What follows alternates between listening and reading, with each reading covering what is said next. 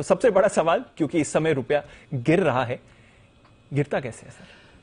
दीप, इसके सवाल का जवाब दूं उससे पहले एक चीज और कहना चाहता हूं कि इस पाठशाला को करने के पीछे हमेशा एक बड़ा प्रयास हमारा ये रहता है कि न सिर्फ आपको बताएं कि वजह क्या है या आपको समझाने की कोशिश करें, इसमें हमारी भी है ना लर्निंग हो जाती है। जब हम पाठशाला करने बैठते हैं तो छोटे छोटे ऐसे सवाल बड़े सामने आते हैं जो हम भी वो कहते हैं कि कई बार 10वीं और कॉलेज में जो पढ़ाई की हो उसको वापस जाकर एक बार पढ़ ले तो पुरानी कई सारी बेसिक्स आपको ध्यान में आ जाती, नहीं तो आप एक समय के साथ उनको भूलने लगते हैं। सो हमारा भी ये एक उद्देश्य रहता है कि आपको बताने के साथ साथ हम भी वापस से सीख जाएं।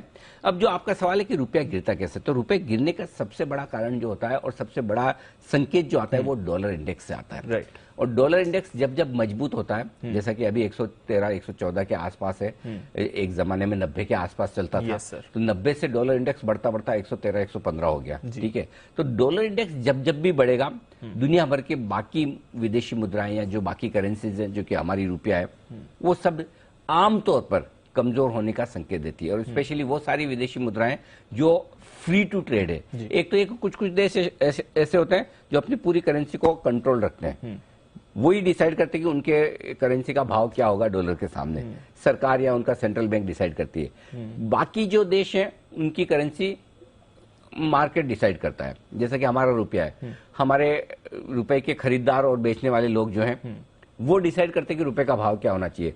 आरबीआई का, सरकार का एक लिमिटेड उसमें थोड़ा सा इंटरवेंशन होता है, थोड़ा बहुत उनका जो कुछ भी उनको करना कराना है एक लिमिट तक है, एक लिमिट के बियॉन्ड मार्केट डिसाइड करता है। तो एकदम हमारे यहाँ जो रुपया मूव करता है वो अपने ताकत पर, रुपए की या डॉलर की डिमांड के दम पर वो मूव करता है। तो गिरने के पीछे सबसे बड़ा कारण है डॉलर इंडेक्स की मजबूती। अगर डॉलर इंडेक्स मजबूत होगा तो दुनिया भर की बाकी सारी करेंसीज कमजोर होगी, रुपया भी होगा। ये तो एक बाहर का एक्सटर्नल ट्रिगर हो गया। लेकिन एक्चुअली रुपए से जुड़े हुए जो कारण है दीप जी, सबसे पहले तो अगर डॉलर की मांग बढ़ रही तो रुपया कमजोर होगा। एग्जैक्टली। जैसे अगर सपोज मैं विदेश यात्रा पे जा रहा हूँ, ठीक है, मुझे डॉलर खरीदने, बिल्कुल मुझे डॉलर चाहिए, और डॉलर में कैसे खरीदूंगा? रुपए से। तो रुपया बाहर जाएगा, डॉलर अंदर आएगा, जिस चीज की डिमांड है वो बढ़ेगा। बेसिक नियम है इकोनॉमी का, है ना? एग्जैक्टली। अगर आप कोई भी चीज खरीदने जाएंगे, बार बार खरीदेंगे, ज्यादा खरीदेंगे तो उसकी डिमांड बढ़ेगी, उसकी डिमांड बढ़ेगी तो उसका भाव बढ़ेगा। सप्लाई लिमिटेड है और डिमांड है तो नेचुरली इसका भाव बढ़ेगा। तो डॉलर की डिमांड अब वो किसी भी वजह से आ सकती है, चाहे मैं विदेश यात्रा पे जाऊं, पढ़ाई वढ़ाई के लिए अगर बाहर किसी को भेजना है बच्चों को और उसके लिए हो, या आपको कंपनियों के लिए आज से देखें कि विदेश में एक्विजिशन करना है ना, तो भी आपको डॉलर में करना पड़ेगा। तो डॉलर की मांग किसी भी वजह से बढ़े तो रुपया कमजोर होगा। समझ गया।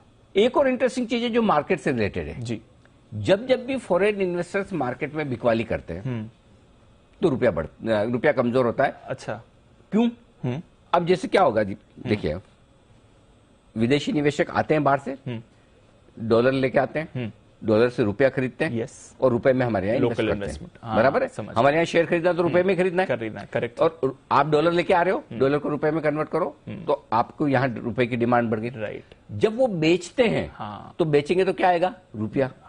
अब वो रुपया तो ले जाएंगे नहीं, ले जाना तो उनको डॉलर है वापस बाहर, तो जो कुछ उन्होंने बेचा है उससे वो डॉलर खरीदेंगे। डॉलर खरीदने का मतलब डॉलर हुआ मजबूत, रुपया हो गया कमजोर, डबल प्रेशर। हाँ, तो एफआईज की बिकवाली की वजह से भी रुपया कमजोर होता है। कई बार लोग ये भी कहते हैं कि एफआईज बिकवाली इस वजह से भी करते हैं कि रुपया कमजोर हो रहा है, क्योंकि उनके रिटर्न कम हो जाते हैं, क्योंकि जितना डॉलर मजबूत होगा उतना उनकी रिटर्न कम हो जाते हैं, क्योंकि अल्टीमेटली रुपया उन्हें मिलेगा, उस रुपए की वैल्यू कम है तो उनके रिटर्न कम हो जाते हैं। बट आमतौर पर अगर एफआईज बेच रहे हैं तो रुपया कमजोर होगा।